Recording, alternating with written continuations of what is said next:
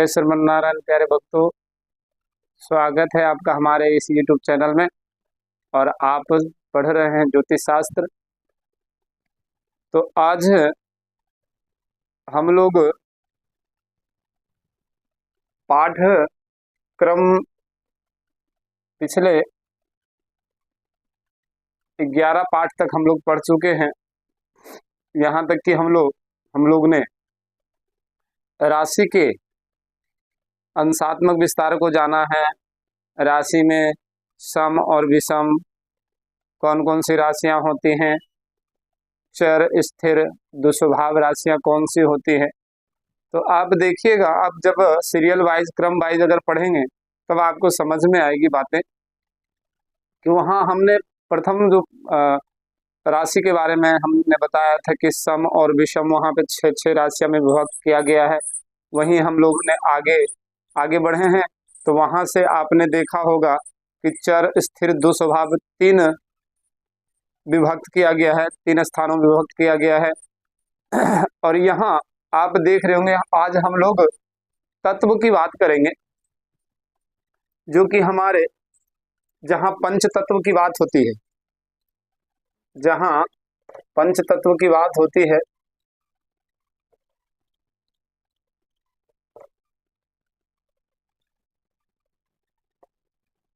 पंच तत्व कहा ही गया है क्षितिजल पावक गगन समीरा। जो हमारे 5 तत्व से यह प्रकृत बना है, क्षिति जल पावक गगन और समीरा। लेकिन यहाँ आप देखेंगे कि जब हम बात करते हैं राशियों के बारे में, जब हम बात करते हैं तो यहाँ सिर्फ और सिर्फ 4 तत्व को ही लिया गया है, सिर्फ और सिर्फ 4 तत्व को ही लिया गया है। क्षिति को लिया गया है, पावक को लिया गया है, गगन को नहीं लिया गया है, जल क्षिति जल पावक को लिया गया है और समीरा को लिया गया है। यानी अग्नि पृथ्वी वायु और जल, यह 4 तत्वों को ही लिया गया है। जब राशि में हम लोग बात करेंगे तो होता है कि कुछ ऐसे प्रकृति के स्वरूप वाले होते हैं, हम लोग सोचते हैं कि वो बहुत कुशल व्यक्ति है, तो वह किस प्रकार से जानेंगे। तो इसी के अंदर आपको अग्नि पृथ्वी वायु जल, जब ये राशियों को देखेंगे समझेंगे तो वहां आपको, जैसे कि मैंने बताया था, सीरियल वाइज इसमें अगर लिखेंगे तो हम लोग सर्वप्रथम 1 राशि, पृथ्वी में 2 राशि, वायु में 3 राशि और जल में 4 राशि, यहाँ फिर 5 राशि, 6 राशि, 7वीं राशि, 8वीं राशि, 9वीं राशि, 10वीं राशि, 11वीं राशि और यह 12वीं राशि। जैसे कि वहां हमने पढ़ा था चर स्थिर दो स्वभाव के बारे में, तो वहां 3 प्रकृति बताया गया है। और यही तत्व के बारे में जब जानकारी दी गई है तो यहाँ 4 तत्वों को राशि में विभक्त किया गया है। 4 राशियों, 4 तत्वों को अब इन्हीं में देखेंगे आप 4 3 12, 1 से लेकर के 12 तक है। तो यह सर्वप्रथम जो हमारे अग्नि प्रकृति की जो राशियां होंगी, तो वहां आपने देखा था कि स्त्री और पुरुष, जिसको हम क्रूर और सौम्य राशि भी कह बोलते हैं। और वहां हमने पढ़ा कि द्विस्वभाव राशियां, चर राशियां, स्थिर राशियां। तो यहाँ आप सीरियल वाइज देख रहे होंगे तो यहाँ मेष राशि है, मेष, सिंह और धनु राशि। तो यह तीनों राशियां आ गई। उसी प्रकार से पृथ्वी राशि, पृथ्वी की जो राशि है वह 2, 6 और 10वीं राशि, यानी वृषभ राशि, कन्या राशि और मकर राशि। वायु प्रकृति की जो राशियां हैं वह 3, 7, 11, यानी मिथुन राशि, तुला राशि और 11वीं कुंभ राशि। जल तत्व की जो राशियां हैं वह देखेंगे 4ठी, 8वीं और 12वीं, यानी यह कर्क राशि और यह है जो वृश्चिक राशि और यह मीन राशि। तो आप इतना समझिए, ये सीरियल वाइज आपको देने की, अंक वाइज आपको देने की हमें इसलिए है कि आपको सीरियल वाइज अंक वाइज याद अगर हो जाएंगे तो आपको परेशानी भी नहीं होगी। और हमारे से अगर कहीं गलती हो रही हो तो अवश्य बताएं, कि शायद हम आप लोगों को बढ़िया से बेहतर से समझा पाएं, बता पाएं। और कोई भी हमारे बड़े भाई विद्वान लोग भी अगर इसे देख रहे हैं तो भरसक कोशिश करें हमें और भी बताएं कि कुछ हम सुधार कर सके, किस प्रकार से हमारे से गलतियां हो रही हो।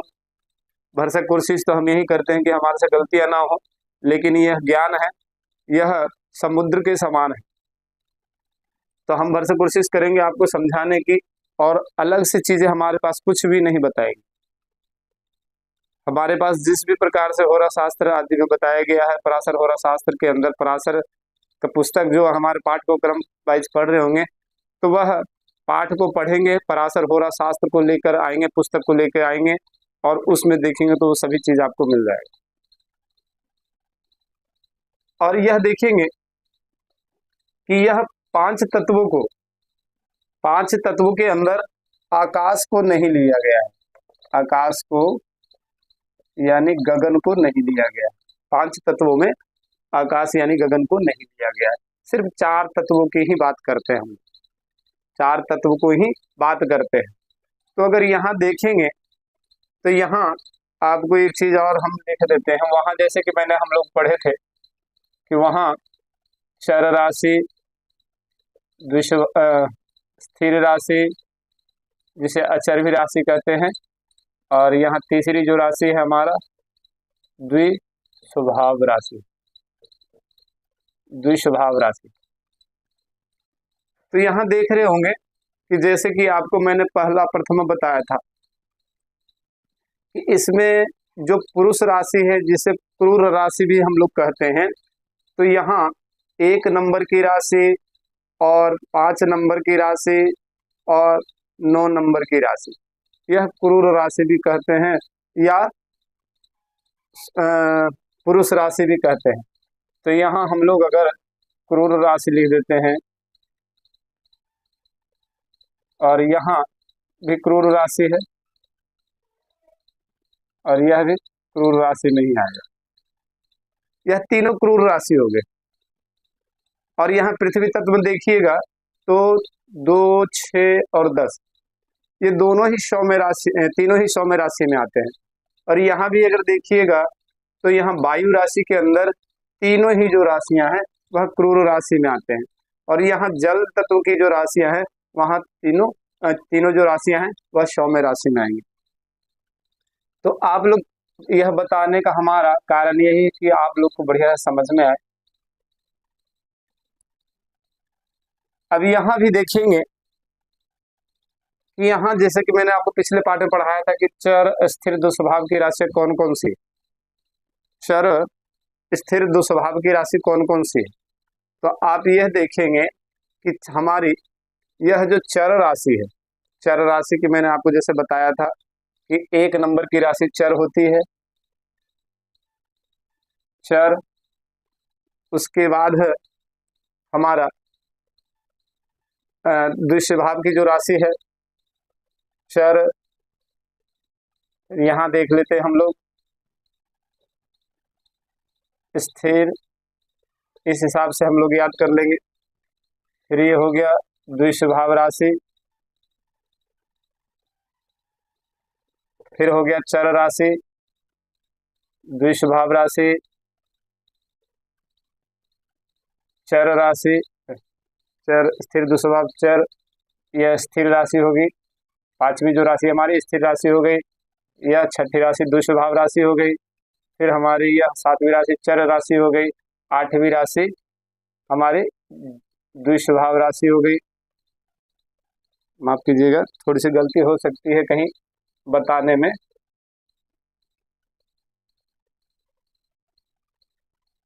अब पुनः आप लोग देख रहे हैं, प्रथम जो अग्नि राशि है वह चर राशि होगी। पृथ्वी की जो दूसरे नंबर की राशि है वह स्थिर राशि हो जाएगी।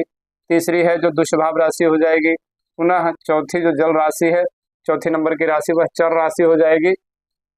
और पांचवी राशि हमारी स्थिर राशि हो जाएगी।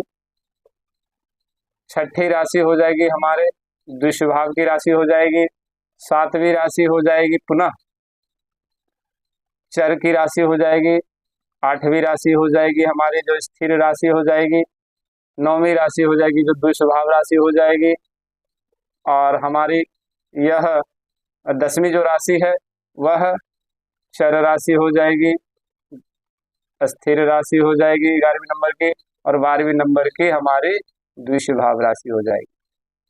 तो यहाँ देख रहे होंगे कि यहाँ जैसे कि मैंने आपको पिछले पाठ में बताया था कि चर स्थिर द्विस्वभाव इनकी चार चार जो राशियां हैं, चार चार जो राशियां हैं, तो यहाँ अग्नि तत्व में अगर हम उनकी प्रकृति को जानेंगे तो यहाँ देख लेंगे कि यहाँ एक नंबर की चर राशि है यानी परिवर्तनशील होंगे। दूसरा जो इन्हीं की अग्नि तत्व की ही राशियां में आती है, तो यहाँ जब पांचवी नंबर की राशि जो देखेंगे तो वह हमारी स्थिर राशि हो जाते हैं। ऐसे जातक आपको स्थिरता से काम करने वाले होंगे, लेकिन कारण यहाँ है कि अग्नि तत्व की राशि है तो स्थिर कार्य तो करेंगे लेकिन वह क्रोधी हो जाएंगे, तो सभी लोग जानते हैं। और जो यह धनु राशि के जातक होंगे वह द्विस्वभाव की राशि है। द्विस्वभाव भी आ रहे हैं, तो इनमें यह प्रकृति होगा कि वह अस्थिरता ना रहे और वह क्रोधी भी होंगे। उनकी बहुत सी चीजों को हम समझ जाएंगे कि यह क्रोधी है, ये है, वो है, तो अपने अस्थिरता जो धनु राशि हैं वह अपने स्थिरता को कायम नहीं रख पाएंगे, क्योंकि द्विस्वभाव राशियां हैं। वह उन्हें खुद को स्वयं को भी समझ में नहीं आएगा कि हमें करना क्या है, तो वह स्थिरता को नहीं समझ पाएंगे। तो यह जो तीनों राशियां हैं, यह मेष राशि, सिंह राशि और धनु राशि, अब देख रहे होंगे मेष, सिंह और धनु, यह अग्नि तत्व की राशियां है। यह अग्नि तत्व की राशियां, तो तीनों राशियां वाले ही क्रोधित हो सकते हैं, क्योंकि अग्नि तत्व है तो वहां क्रोधित होंगे। और दूसरे पुरुषोचित राशि है, क्रूर राशि है, क्रूर राशि है और अग्नि प्रकृति की राशि है, तो वो क्रोधी होंगे। दूसरा हम यहाँ देखेंगे पृथ्वी राशि, पृथ्वी तत्व की जो राशियां हैं तो वह इसमें स्थिर राशि, यानी यह पृथ्वी यानी स्थिरता इनमें अधिक होगी पृथ्वी तत्व की राशि में।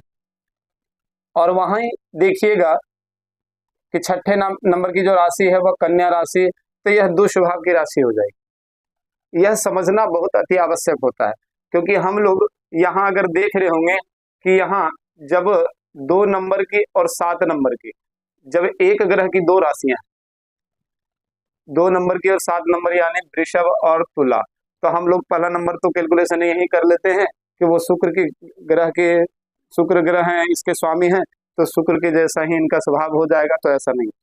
2 राशियां हैं तो दोनों का प्रकृति गुण स्वरूप स्वभाव अलग है। तो यहाँ देख रहे होंगे जब पृथ्वी तत्व की जो राशि है वह स्थिर राशि है, और छठे नंबर कन्या राशि जो वह दुस्वभाव राशि है, और यह 10वें नंबर की जो राशि है वह चर राशि है। स्थिर राशि है तो वह अपने जो कार्य को सोचेंगे वही कार्य को करेंगे। द्विस्वभाव राशि है, वह आज इस कार्य को करें कल, यानी अपने मन से विचार उन्हें पता भी नहीं होगा कि हमें करना क्या है। और चर राशि आज परिवर्तनशील होंगे, जो आज ये कार्य को कर रहे हैं कल कोई और कार्य को करेंगे। उसी प्रकार से वायु तत्व की जो राशि है, वायु तत्व की जो राशि है वह उसके अंदर 3 नंबर, 7 नंबर और 11 नंबर की जो राशियां हैं मिथुन, तुला और कुंभ, तो यह इनमें भी 3 प्रकृति है, 3 प्रकृति बताए गए हैं। तीसरे नंबर की जो मिथुन राशि है वह द्विस्वभाव राशियां होंगी, और जैसे कि मैंने बताया आपको द्विस्वभाव राशियां वह उन्हें पता भी नहीं होता है कि हमें क्या करना है या नहीं करना, वह अपने मन विचार से कोई कार्य को नहीं कर पाते। चर राशि परिवर्तनशील है, स्थिर राशि जो अपने कार्य को करने में सक्षम, जो एक बार मन बनाते हैं वह अपने कार्य को करते हैं। जल तत्व की जो राशि है वह जल तत्व की राशि में चर, स्थिर, द्विस्वभाव ये तीनों राशियां हैं। तो यह आप देख रहे होंगे कि चर कर्क राशि है वह चर यानी कर्क राशि वाले भी जातक ऐसे होंगे, जातिका होंगे कि वह अपने परिवर्तनशील होते, अपने कार्य को करने में परिवर्तनशील होंगे, या मान लीजिए कि रोग बीमारी आदि के अंदर भी परिवर्तनशील होते रहते हैं। स्थिर वृश्चिक राशि वाले स्थिर होते हैं, और मीन राशि वाले द्विषभाव राशि है, उन्हें भी अपने कार्य को पता नहीं होता है कि हमें करना क्या है।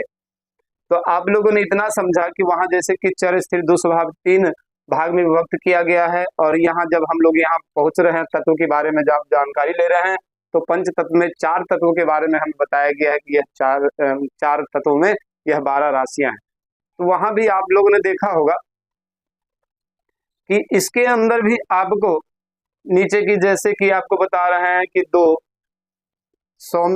सौम्य राशि हैं और 2 क्रूर राशि, यानी जिसको हम बोल रहे हैं पुरुष राशि, यानी 6 जो हो रहे हैं हमारे 6 राशियां जो हो रहे हैं वह हमारे पुरुष राशि हैं, और 6 हमारे स्त्री राशि है। तो इसलिए आप आरंभ से पढ़ते रहेंगे पाठ को। हमारे वेद शास्त्र में कुछ भी अलग नहीं है, सब वेद शास्त्र के अंदर सब उसका कैलकुलेशन गणित हमारे ऋषि मुनियों ने बहुत अच्छे तरीके से सजाया है। इसे समझने वाले व्यक्ति हों, यहाँ भी अगर एक बार कैलकुलेशन करके अगर देख लेंगे, तो अगर यह 4 तत्व में जो विभक्त किया गया है, तो 1 में 4 जोड़ेंगे तो 5 होगा, 5 में 4 जोड़ेंगे तो 9 होगा। तो इस प्रकार से गणितीय कैलकुलेशन है, हम भरसक कोशिश करेंगे आपको समझाने की। और हम यहाँ अग्नि तत्व, पृथ्वी तत्व और वायु तत्व और जल तत्व की राशि को अगर समझ रहे हैं, तो हमें आगे भाव आदि को जब हम लेंगे, जब फलित में आएंगे हम लोग, जब कुंडली आदि का विश्लेषण करेंगे, जब जानेंगे किसी चीज के बारे में, तो यह मेन मूल सभी चीजें हैं। चर स्थिर दो स्वभाव, अग्नि तत्व, पृथ्वी तत्व, वायु तत्व, जल तत्व की कौन कौन सी राशियां हैं, कौन सी बीमारी आदि होती हैं, इन सभी चीजों से हमें पता चलेगा कौन सा व्यक्ति स्थिर मन का होगा, कौन सा व्यक्ति अपने विचारों पे उसका अधिपत्य नहीं होगा, दुस्वभाव वाले विचार के होंगे, दो स्वभाव होंगे। या मान लीजिए कौन व्यक्ति पृथ्वी से जुड़ा हुआ व्यक्ति कार्य करेगा, या वायु तत्व से जुड़ा हुआ व्यक्ति कार्य करेगा, या जल तत्व के से जुड़ा उस प्रकार से कार्य करेगा, उसका प्रकृत होगा। तो ऐसा है कि जल तत्व वाले भी यहाँ सौम्य राशि है, तो स्त्रीचित्त का उनका व्यवहार होगा, स्त्रीचित्त होगा। तो यह हम देख लीजिए कि वायु तत्व वाली जो राशियां हैं वह उनके अंदर पुरुष तत्व की ज्यादा प्रधानता होगी, भले वो स्त्री हो या पुरुष हो। तो आज हम लोगों ने यह जाना कि अग्नि तत्व और पृथ्वी तत्व, वायु तत्व और जल तत्व के जो पंच तत्व का हमारा बात आता है, जो सृष्टि ब्रह्मांड की रचना हुई है इसी पंच तत्व से, तो उन्हीं तत्वों के आधार पर हम लोगों ने आज जाना कि कौन कौन सी राशियां अग्नि तत्व की है, कौन सी राशि पृथ्वी तत्व की है, और कौन सी राशि जल तत्व की है। आप लोग इसी प्रकार से क्रम वाइज पाठ को पढ़ते रहें, और आप लोगों को जितना हो सके हम उतना कोशिश करेंगे आपके पास सरलता से पहुंचाने की। और हम लोग अलग से कुछ भी पाठ नहीं पढ़ रहे हैं, हम लोग सिर्फ और सिर्फ पराशर होरा शास्त्र के माध्यम के द्वारा, और जहाँ भी मेरे पास में 1-2 पुस्तक और भी हैं, भारतीय ज्योतिष संहिता और फल दीपिका आदि, हम लोग उसको भी लेंगे।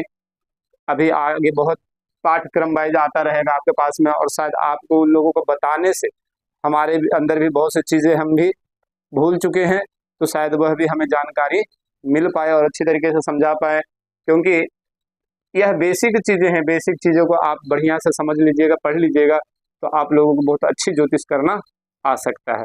हम लोग उधर अभी पंचांग में भी हम लोग पढ़ेंगे। पंचांग की आप लोगों को मैंने कोई जानकारी भी नहीं दी है, लेकिन पहले सर्वप्रथम ये समझें, तो पंचांग के बारे आदि में भी बताएंगे, जो पंचांग आदि जो देखना नहीं जानते हैं, जिससे हमें बहुत सी चीज़ें होती हैं कि हम मुहूर्त आदि को लेकर के भी बहुत परेशान रहते हैं, और परेशानी होना भी बहुत संभव है, क्योंकि कौन से पंडित जी हमारे क्या बता देते हैं कि इतने बजे से इतने बजे तक की हम उस चीज़ को नहीं समझ पाते हैं, या किसी प्रकार की हमारे अनेक प्रकार के जो पंचांग आदि आते हैं, तो उनमें मुहूर्त आदि को लेकर के हमारे में संशय होता है, मन में विचार होता है। तो अलग कुछ भी नहीं है, अलग कुछ भी नहीं है, सिर्फ और सिर्फ हमें समझने की बात होती है।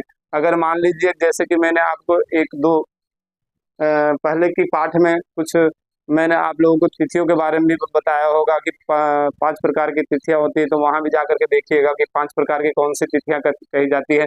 और भी तिथियों के अंदर भी पाठ बहुत से आएंगे, देंगे हम, हमारे जितना संभव होगा। तो उससे आपको भी मन में संशय जो भ्रम है उसमें निकल जाएगा। कौन से सिद्ध जोग आदि बनाते हैं, कौन सी तिथियों में हम लोग विचार करते हैं कि नौमी आदि को यह कार्य को ना करें। लेकिन अगर नौमी के दिन अगर कोई ऐसा कोई हमारे पास कोई कार्य भी आता है, तो कुछ तिथियां हैं उसके अंदर कुछ दिन अगर पड़ जाए तो वह शुभता हो जाता है हमारे लिए। तो उस सब चीजों को लेकर के मन में संशय आदि होता है, मुहूर्त आदि को लेकर के विचार आदि होता है, तो हम लोग उसको भी जानेंगे। और यहाँ हम लोग जान रहे हैं ज्योतिष के बारे में कि हमारे प्रकृति गुण स्वरूप को किस प्रकार से समझें ज्योतिष के माध्यम के द्वारा।